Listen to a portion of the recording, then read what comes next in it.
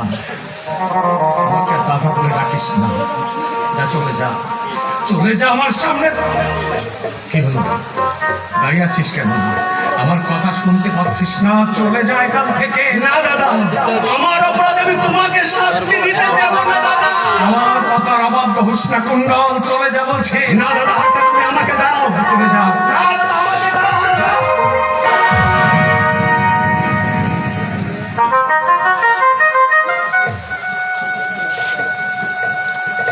বেশ, আমি চলেই যাচ্ছি দাদা। তবে তুমি বিশ্বাস করো, আমি মানুষ হতে চেয়েছিলাম দাদা, আমি মানুষ হতে চেয়েছিলাম। কুণ্ডল, এমনি করে গরিবেরা মনুষ্যত্ব হারিয়ে ধীরে ধীরে অমানুষে পরিণত হয়। চৌধুরীর সামনে থেকে হার ছিনিয়ে নিয়ে পালাই কলকাতা শহরে। এ হার আপনার হাতে এলো কি করে? কৌশিক,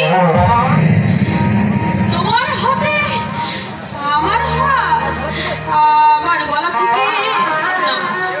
না না, এ অসম্ভব, এ হতে পারে না, এ আমি বিশ্বাস করি না।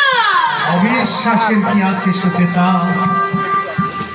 একটু আগে তোমার গলা থেকে হার ছিনতাই হয়েছে, সেই হার এখন আমার হাতে।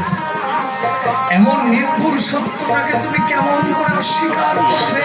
না না, এই হীন কাজ তুমি কিছুতেই করতে পারো না কৌশিক। কোন মানুষটি করতে পারে আর না পারে তা বলা কঠিন। তোমার মাস্টার মশাই একটা ভদ্র বৈচিত্র্য। হ্যাঁ, হ্যাঁ, আমি চোর। কৌশিক, আমি চোর। ছাত্রীর গলা থেকে হার ছিনিয়ে নিয়ে পালাতে তোমার বিবেকে এতটুকু বাঁধলো না? তোমাকে আমি পুলিশে দেবো। না প্রদোষ বাবু, না, কৌশিককে আপনি পুলিশে দেবেন না প্রদোষ বাবু। এত বড় অন্যায়কে প্রশ্রয় দেওয়ার চেষ্টা করো না। কৌশিকে কাজ করেনি, করতে পারে না প্রদোষ বাবু। হাতে নাতে ধরা পড়েছে আর বলছো করতে পারে না? কৌশিক চোর না। আরে বলবো চোর, চোর, চোর।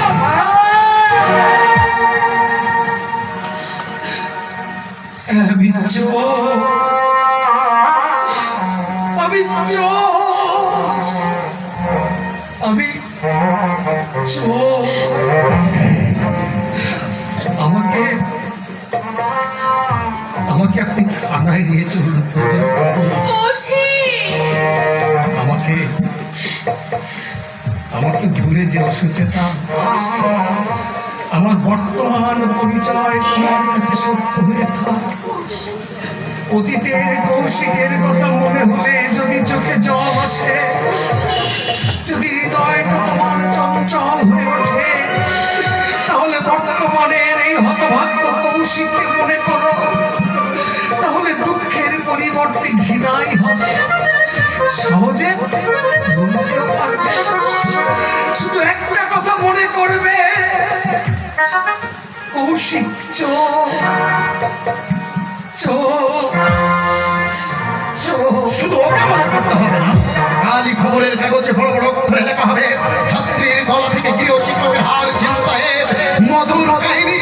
আর তখন সকলেই জানবে কৌশিক চোর। চালাও, থানায় চালাও।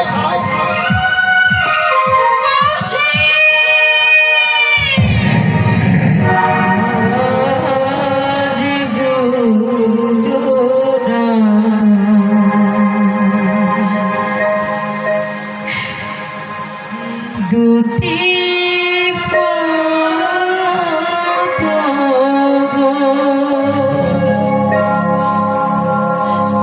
দুটি দিকে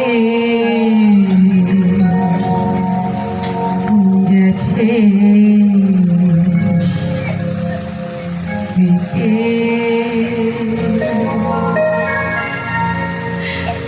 তোমার